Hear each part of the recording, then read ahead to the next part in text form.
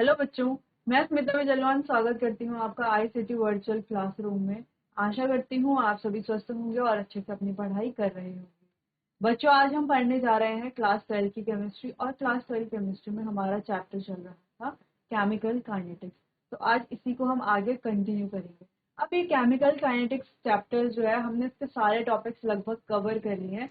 कुछ 2-3 टॉपिक हमारे बच जाते हैं, जैसे हमें मैक्सवेल डिस्ट्रीब्यूशन कर्व के बारे में पढ़ना है। ठीक है, टेम्परेचर का इफेक्ट क्या होता है, रेट ऑफ रिएक्शन में टेम्परेचर कोफिशिएंट क्या होता है, ये हमें पढ़ना है। क्या क्या फैक्टर्स हैं जो रेट ऑफ रिएक्शन को अफेक्ट करते हैं, इसके बारे में पढ़ना है। थोड़ा रिएक्शन मैकेनिज्म और कॉम्प्लेक्स रिएक्शन के बारे में पढ़ना है। तो थोड़े ही टॉपिक हमारे आप बच जाते हैं, बाकी कई सारे जो इम्पोर्टेंट टॉपिक्स हैं वो हम कवर कर चुके हैं। ये टॉपिक्स भी इम्पोर्टेंट है, धीरे धीरे करके बस अब कुछ ही लेक्चर्स में हम इस चैप्टर को खत्म कर लेंगे। चलिए, तो एक बार देख लीजिए कौन कौन से टॉपिक्स को हम कवर कर चुके हैं अभी तक।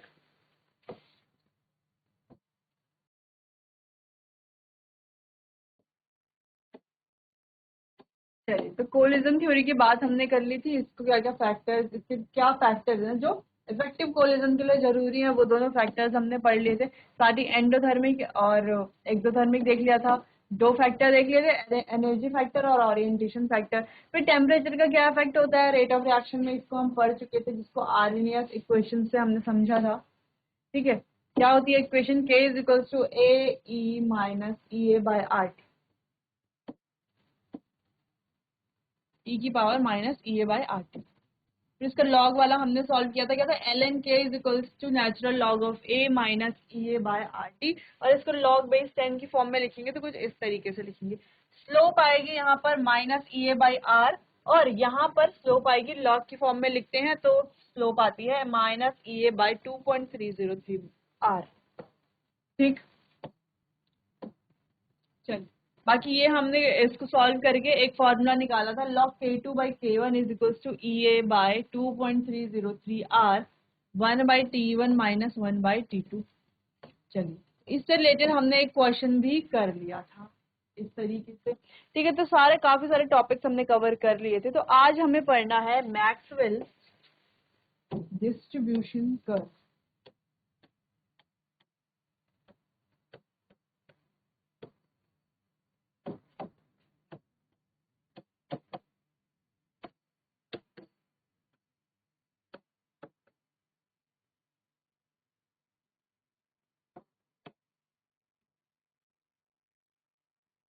अब ये क्या है, पहले आप इतना नोट करो, टॉपिक हेडिंग लिखिए। चलिए, तो इसको हम एक ग्राफ से समझते हैं, इसका पूरा कॉन्सेप्ट है क्या।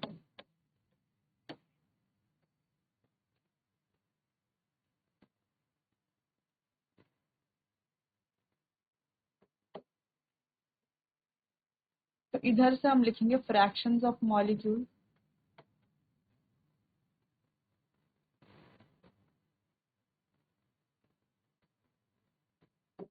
ठीक है, और इधर हो जाएगी इनकी एनर्जी। ठीक, चलिए स्टार्ट करते हैं। तो कुछ इस तरीके से मैक्सवेल का डिस्ट्रीब्यूशन कर्व है। अच्छा, ये जो ग्राफ है ये आपको रीड करना आना चाहिए। ठीक है, अच्छा, रीड करना कैसे,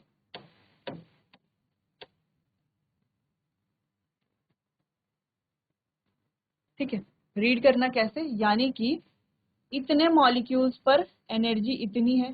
ठीक है, या अगर हम कहें कि इतनी एनर्जी कितने मॉलिक्यूल्स में है, इतने मॉलिक्यूल्स।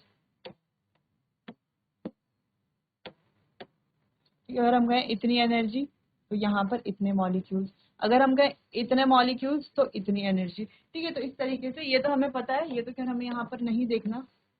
चलिए, तो इस ग्राफ को समझते हैं। अगर हम बात कर रहे हैं कि ये यहाँ पर है एक्टिवेशन एनर्जी, क्या है, ई ए एक्टिवेशन एनर्जी। अब हमें पता है कि एक्टिवेशन एनर्जी क्या होती है, एनर्जी क्या होती है, एक्टिवेशन एनर्जी। ये तो हमने पहले भी पढ़ा है कि जो हम एनर्जी देते हैं,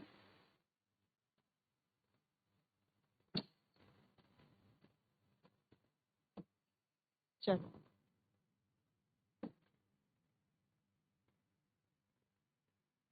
ये है हमारी एक्टिवेशन एनर्जी। अब यहाँ अगर ये पॉइंट हम कह रहे हैं कि एक्टिवेशन एनर्जी है, तो इसके बाद का जो भी एरिया है बच्चों, ये पूरा एरिया, यहाँ पर अगर हम एनर्जी की बात करें तो यहाँ पर क्या होगा, इस पूरे एरिया में एनर्जी क्या होगी,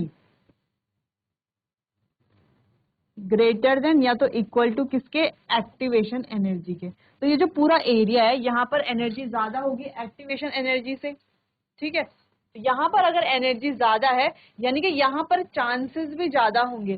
किस चीज के चांसेस ज्यादा होंगे, इफेक्टिव कोलिजन के,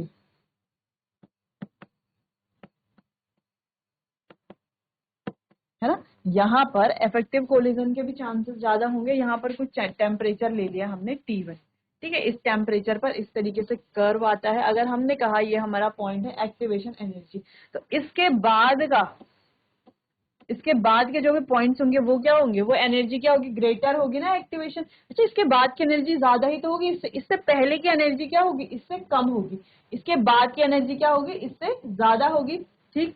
अगर एनर्जी ग्रेटर है एक्टिवेशन एनर्जी से, तो हमने क्या पढ़ा है कि क्या होता है, वो इफेक्टिव कोलिजन पीछे पढ़ा था ना हमने, ठीक। इफेक्टिव कोलिजन, अगर कोलिजन इफेक्टिव है तो रिएक्शन का रेट भी क्या होगा,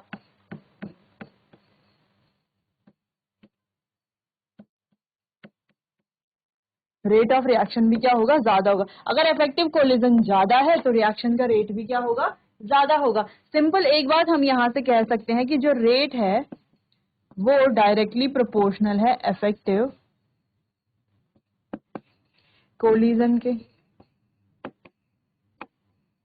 ठीक है। अभी हमने कुछ नहीं किया है ग्राफ में, सिर्फ अभी हम ये पढ़ रहे हैं कि इस तरीके से क्या है, इसका कर्व दिया हुआ है। अगर ये पॉइंट एक्टिवेशन एनर्जी, या इसको मान लो, किसी को भी मान लो, ठीक है, उसके बाद की जो एनर्जी है वो क्या होगी, एक्टिवेशन एनर्जी से ज्यादा होगी, ठीक है। यानी कि ये जितने भी मॉलिक्यूल्स यहाँ पर होंगे, ठीक है। अच्छा, वैसे यहाँ पर है क्या, fractions of molecules,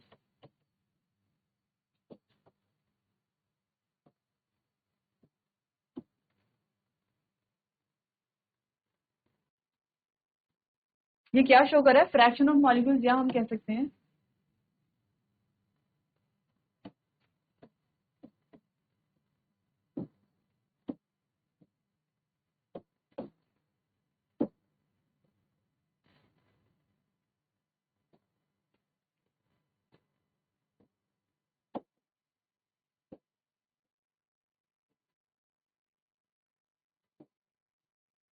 area under the graph of given molecule.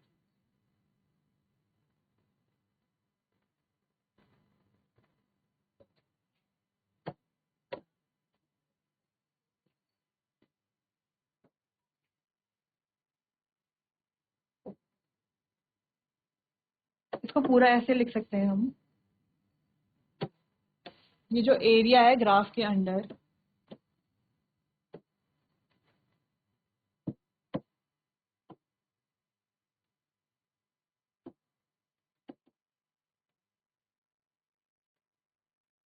Give number of molecule, ठीक है। तो ये क्या शो कर रहा है, नंबर ऑफ मॉलिक्यूल शो कर रहा है, सिंपल सी बात है, ठीक है। फिर अगर हमने कहा कि यहाँ पर अगर हम टेम्परेचर इंक्रीज कर रहे हैं, ठीक है, अभी फिलहाल हमें इतना ध्यान रखना है, इतने टेम्परेचर पर ये क्या शो कर रहे हैं, इफेक्टिव कोलिशन, इतने मॉलिक्यूल्स शो कर रहे हैं, ठीक। अगर हम कहते हैं कि हमने टेम्परेचर बढ़ा दिया, टेम्परेचर बढ़ाने से क्या नंबर ऑफ मॉलिक्यूल्स भी बढ़ेंगे, सोचिए। अगर हमने टेम्परेचर बढ़ा दिया तो क्या नंबर ऑफ मॉलिक्यूल्स इंक्रीज होंगे, नंबर ऑफ मॉलिक्यूल्स पर टेम्परेचर का तो कोई इफेक्ट पड़ेगा ही नहीं ना। अगर हमने 500 मॉलिक्यूल लिए हैं तो हम टेम्परेचर कितना बढ़ा दे कितना कम कर दे, 500 मॉलिक्यूल तो 500 ही रहेंगे, 600 नहीं हो जाएंगे, है ना, है ना। यानी कि टेम्परेचर को बढ़ाने से मॉलिक्यूल्स पर कोई इफेक्ट नहीं पड़ेगा, है ना, मॉलिक्यूल की कंसंट्रेशन पर, है ना। टेम्परेचर बढ़ाने से मॉलिक्यूल की कंसंट्रेशन पर कोई भी इफेक्ट नहीं पड़ेगा।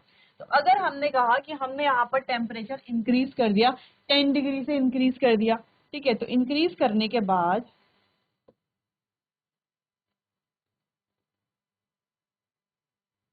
यहाँ पर हमारा जो कर्व आएगा वो कुछ इस तरीके से आएगा,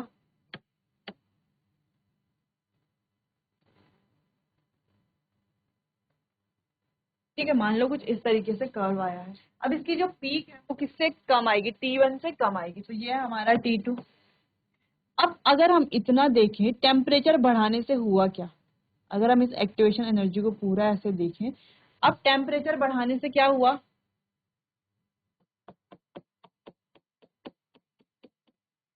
number of molecule which show effective collision also increases.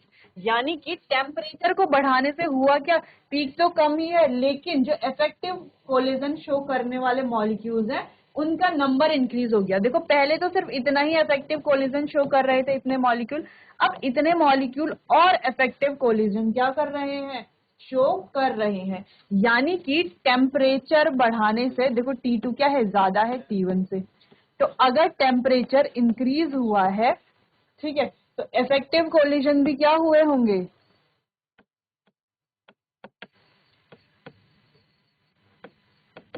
Effective collision भी क्या हुए हैं, इंक्रीज हुए हैं। ठीक, टेम्परेचर इंक्रीज हुआ, इफेक्टिव कोलिजन इंक्रीज हुए। इफेक्टिव कोलिजन के इंक्रीज होने से रिएक्शन का रेट भी क्या हुआ, rate of reaction also increase. ठीक, अब ये क्या है बच्चों, अगर हम इसे मार्क करके लिखें तो ये क्या है, एडिशनल नंबर ऑफ मॉलिक्यूल, हम कह सकते हैं इसको additional number of molecule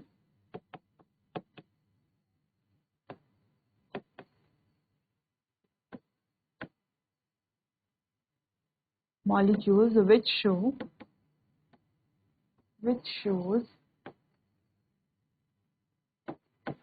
effective collision। तो ये नंबर ऑफ मॉलिक्यूल्स हैं जो इफेक्टिव कोलिजन शो कर रहे हैं।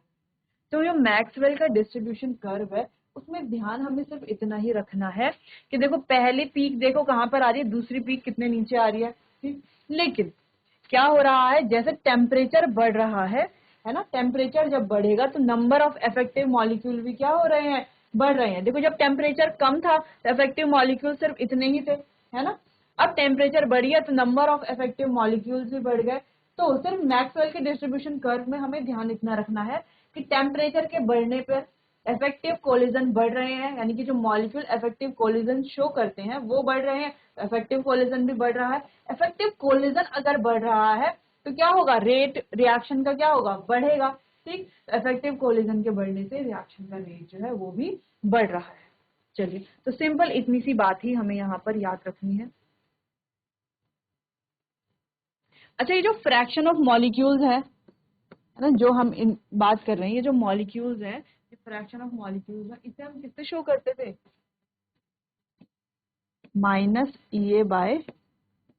-EA/RT से हम शो करते थे, है ना, फ्रैक्शन ऑफ मॉलिक्यूल्स को किससे शो करते थे, लास्ट लेक्चर में हमने पढ़ा था कि जब हम फ्रैक्शन ऑफ मॉलिक्यूल्स हमें शो करना है तो फ्रैक्शन ऑफ मॉलिक्यूल्स को कैसे शो करते हैं, -EA/RT से। ठीक है, तो बस जनरल नॉलेज के लिए आप इसको भी लिख सकते हैं। चलिए, तो इतने पॉइंट्स तो आपको नोट कर लेने हैं और सबसे इंपॉर्टेंट है इसमें ये वाला पॉइंट, ये आपको बिल्कुल नोट कर लेना है। चलिए, इतना नोट कर लीजिए।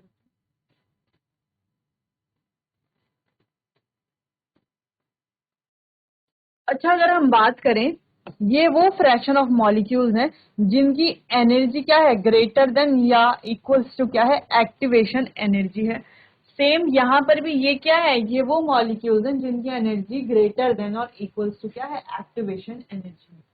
चलिए, अच्छा, तो इतना आपने नोट कर लिया होगा, इतनी बात आपको समझ में आ गई होगी। अच्छा, इस पूरे को हम एक स्टेटमेंट के द्वारा भी समझ सकते हैं, तो स्टेटमेंट लिखते हैं, on increasing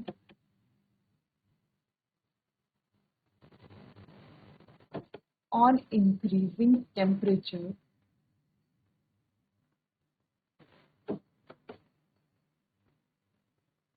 the fraction of molecules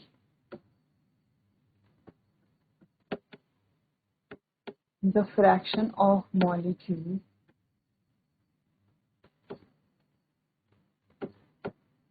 whose energy is greater than or equal to activation energy, या हम इसको लिख सकते हैं सिंपल ऐसे, also increases। ठीक है, यानी कि टेम्परेचर के बढ़ाने पर वो मॉलिक्यूल का फ्रैक्शन बढ़ जाता है ना, ये वाला फ्रैक्शन भी क्या होता है, इंक्रीज होता है। ठीक, जो जिसकी एनर्जी ग्रेटर देन और इक्वल टू क्या है, एक्टिवेशन एनर्जी है। Then number of effective collision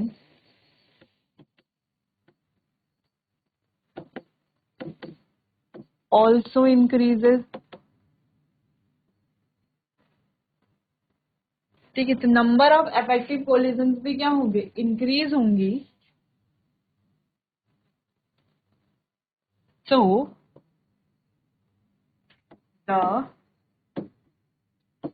rate will also increase. तो क्या होगा, रेट भी बढ़ेगा। ठीक है, यानी कि सिंपल से अगर हम बात करें, एक लाइन में अगर हम इसको लिखना चाहें तो कैसे लिखेंगे बच्चों, तो लिखेंगे इसको हम, टेम्परेचर अगर इंक्रीज होगा, ठीक है, तो नंबर ऑफ मॉलिक्यूल्स बढ़ेंगे जिनकी एनर्जी क्या है, ग्रेटर देन ये है।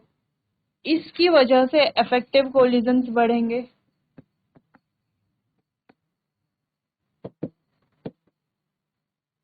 इंक्रीज होंगे। अब इफेक्टिव कोलिजन के इंक्रीज होने से रेट भी क्या होगा, रेट ऑफ अ रिएक्शन भी क्या होगा, इंक्रीज होगा। ठीक है, सिंपल सी बस इतनी ही बात। चलिए, इतना आप नोट कर लीजिए, फिर आगे बढ़ते हैं।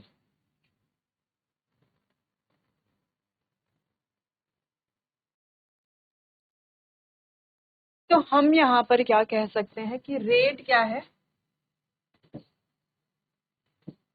डायरेक्टली प्रोपोर्शनल है इफेक्टिव कोलिजन की। रेट यानी कि किस रेट की बात हो रही है बच्चों, रिएक्शन के रेट की बात हो रही है। ठीक है, किसकी बात हो रही है, रेट ऑफ रिएक्शन की। रेट यानी कि ये रेट है सिंपल, रेट ऑफ रिएक्शन। चलिए, तो इतना आप नोट कर लीजिए।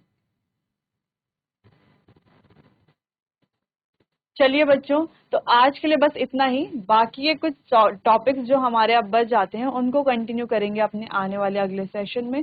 तब तक के लिए आपका बहुत बहुत धन्यवाद।